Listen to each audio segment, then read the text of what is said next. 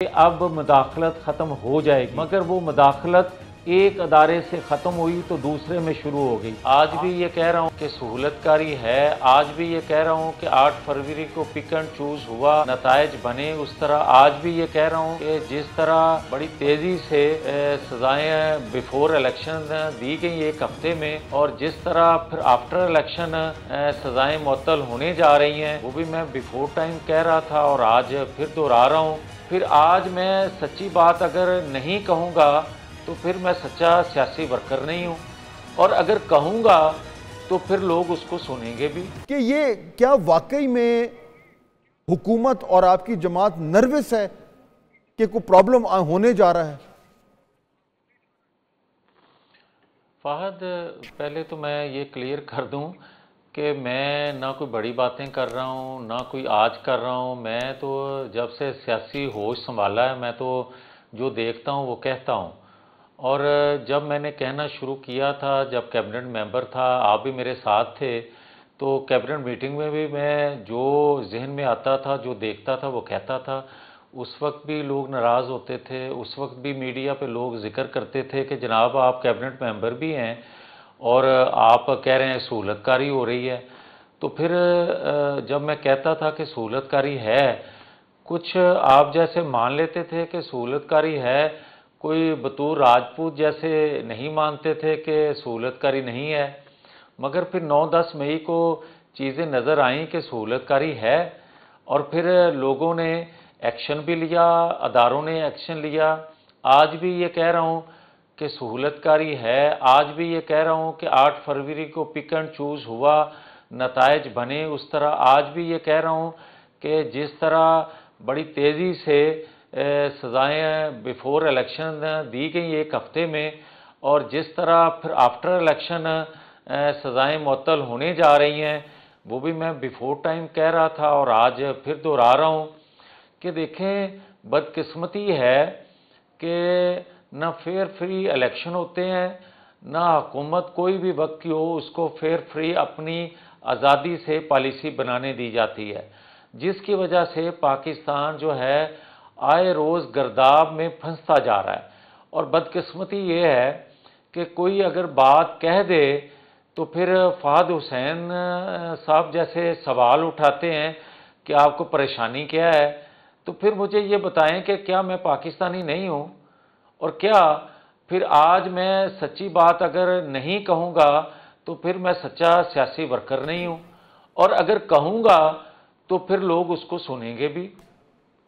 تو سچ الیکشنز کے والے سے پھر میاں صاحب سچی بات کیا ہے؟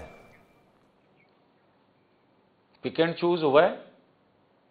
یعنی کچھ لوگوں کو جتایا گیا ہے، کچھ لوگوں کو ہرایا گیا ہے، اور اس طریقے سے حکومت بنائی گئی ہے۔ ایسا ہے، تو حکومت بنائی بھی اسی طریقے سے گئی ہے۔ تو یعنی آپ یہ مینٹین کر رہے ہیں کہ آپ کی جماعت کی حکومت بنتی نہیں تھی، بنوائی گئی ہے؟ دیکھیں یہ بات فہد حسین حقیقت ہے کہ ہمارے پاس جو 8 فروری کے نتائج تھے اس کے مطابق اکثریتی جماعت ہم نہیں ہیں، مگر جب مسلم لیگ نون نے یہ بات کہی کہ ہم حکومت نہیں بنانا چاہتے، جس کے پاس اکثریت ہے وہ حکومت بنائے، تو پھر اگلے دن آپ نے دیکھا تھا کہ عمران خان کی طرف سے اور پیپلز پارٹی کی طرف سے سٹیٹمنٹ آیا کہ ہم حکومت بنانے کے حق میں نہیں ہیں۔ تو پھر ایک ایسا چیلنج جو قبول کیا مسلم لیگ کی شہباز شریف کی شکل میں نہیں سمجھتا کہ ہمیں حکومت بنانی چاہیے تھی، مگر اس کے باوجود جو حالات تھے پاکستان کے، ان کو دیکھتے ہوئے جس ایک سوچ سے، مثبت سوچ سے ایک چیلنج سمجھ کے شہباز شریف نے اگر اس کو قبول کیا ہے تو میری دعا ہے وہ اس میں کامیاب ہوں۔ لیکن اس کا مطلب تو پھر یہ، اس کا مطلب تو میاں صاحب پھر یہ ہوا کہ جو آپ بات کر رہے ہیں کہ فروری 8 کے الیکشن سے اصل فائدہ پی ٹی آئی کو ہوا ہے، کیونکہ ان کی جماعت، حقیقت ہے بالکل ان کو فائدہ ہوا ہے۔ کیسے فائدہ ہوا ہے ان کو؟ دیکھیں فہد، جو رولا ہے نا، جو ہم کہتے تھے 2018 کے انتخابات کے حوالے سے، وہ ایک حقیقت تھی، اور ایک جماعت کو باہر رکھنا تھا، دوسری کو لے کے آنا تھا۔ آج میں بات کرتا ہوں پک اینڈ چوز کی، تو پھر آپ یہ دیکھ لیں سندھ میں کون ہے، خیبر پختونخوا میں کون ہے، پنجاب میں کون ہے، اور بلوچستان آپ کو نظر آ رہا ہے۔ پھر آپ یہ دیکھیں کہ جب یہ کہا جا رہا تھا، اور خاص طور پر فیصل واڈا جو بات بیفور الیکشن کہہ رہے تھے کہ نواز شریف کو نہیں آنے دیں گے، نواز شریف لاڈلا ہے، میرے سے لکھوا لیں۔ فیصل واڈا کون تھے اور کس انفارمیشن بیس وہ بات کر رہے تھے نواز شریف کے حوالے سے؟ وہ مسلم لیگ کے حوالے سے بات نہیں کرتے تھے۔ پیپلز پارٹی کی اس وقت جو گفتگو تھی وہ نواز شریف کے حوالے سے تھی اور مسلم لیگ کے حوالے سے نہیں تھی۔ پھر یہ کہا جاتا تھا کہ کسی کو لاڈلا بنایا گیا ہے، لایا گیا ہے، اور پھر جو کچھ سندھ کے اندر جو مینجمنٹ ہوئی الیکشن میں وہ بھی سب کے سامنے ہے۔ تو یار میں کیا بات غلط کر رہا ہوں فہد حسین صاحب؟ اگر میں سچ نہ کہوں تو مجھے کون سنے، اور اگر میں سچ کہتا ہوں تو کوئی سن لیتا ہے۔ آپ کی جماعت میں یہ سچ اور کوئی نہیں بول رہا نا، اس لیے میاں صاحب یہ جو آپ بات کر رہے ہیں اس پہ ہم سب جو ہے وہ تھوڑا سا بڑے غور سے بھی سنتے ہیں، اور ان سم ویز ہم اپریشیٹ بھی کرتے ہیں کہ آپ کھل کے بات کر رہے ہیں، لیکن آپ کی جماعت میں اور کوئی بات نہیں کر رہا، یا شاید رانا صاحب کچھ دبے الفاظ میں کر رہے ہیں، اس لیے یہ معاملہ آپ کی بات میں زیادہ وزن نظر آ رہا ہے میڈیا میں۔ تو اگر آپ یہ بات کر رہے ہیں تو آپ ان اے وے آپ پی ٹی آئی کے بیانیے کو مزید تقویت دے رہے ہیں، اور آپ کی جماعت کا جو بیانیہ ہے اس کو کمزور کر رہے ہیں۔ یہ ہے تھوڑی عجیب سی بات۔ نہیں فہد حسین، آج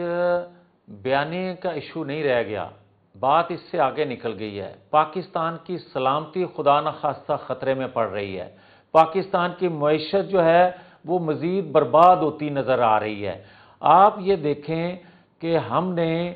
20-25 سال نواز شریف کی قیادت میں لگا کے لوگوں کی ذہن سازی کی، اور خاص طور پر پنجاب کے لوگوں نے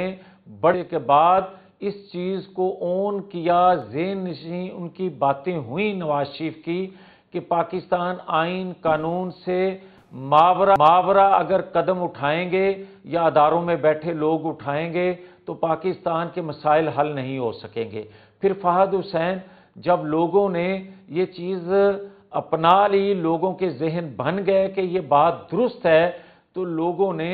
نواز شریف کی ہر کال پہ لبیک کہا، نواز شریف کی ہر کال کو، نواز شریف کے ہر لفظ کو مانا، اور جب اداروں میں بیٹھے لوگوں نے اعتراف کیا کہ ہم اے پولیٹیکل ہو گئے ہیں فہد حسین، جب انہوں نے یہ کہا کہ ہم آج کے بعد کوئی بھی آئین سے ہٹ کے سیاسی مداخلت نہیں کریں گے یا نہیں ہونے دیں گے، تو ہم پیچھے ہٹے، مگر لوگوں نے اس چیز کو قبول نہیں کیا یا یقین نہیں کیا کہ یہ لوگ پیچھے ہٹ گئے ہیں۔ پھر آپ دیکھیں اس کا خمیازہ کون بھگت رہا ہے؟ میری عرض سن لیں، میری پہلے عرض سن لیں، وہ جو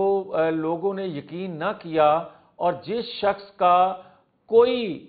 اعتبار کرنے کو تیار نہیں تھا، جس نے پاکستان کے اندر تقسیم در تقسیم کر دی، وہ ایجنڈا پورا کیا جو جنرل پاشا لے کے آئے تھے، اور اس کی تکمیل جو ہے وہ جنرل فیض صاحب نے کی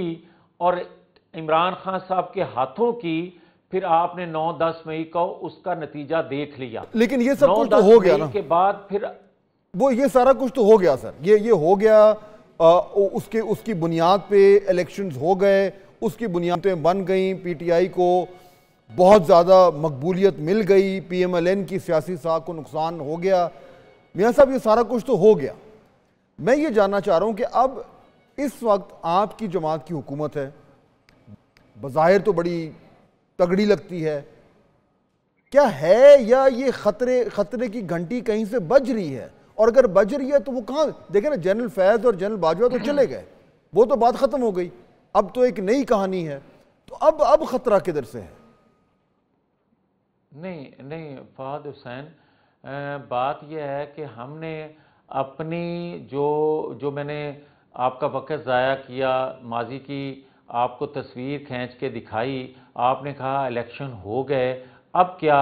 مسئلہ ہے؟ بھائی وہ جو الیکشن ہوئے ہیں، لوگوں نے عمران کو ووٹ نہیں دیا، لوگوں نے ووٹ دیا ہے جن کی وجہ سے نقصان ہوتا آیا، اور ہم نے ان کا ذکر کرنا ختم کر دیا یہ سمجھ کے کہ اب مداخلت ختم ہو جائے گی، مگر وہ مداخلت ایک ادارے سے ختم ہوئی تو دوسرے میں شروع ہو گئی۔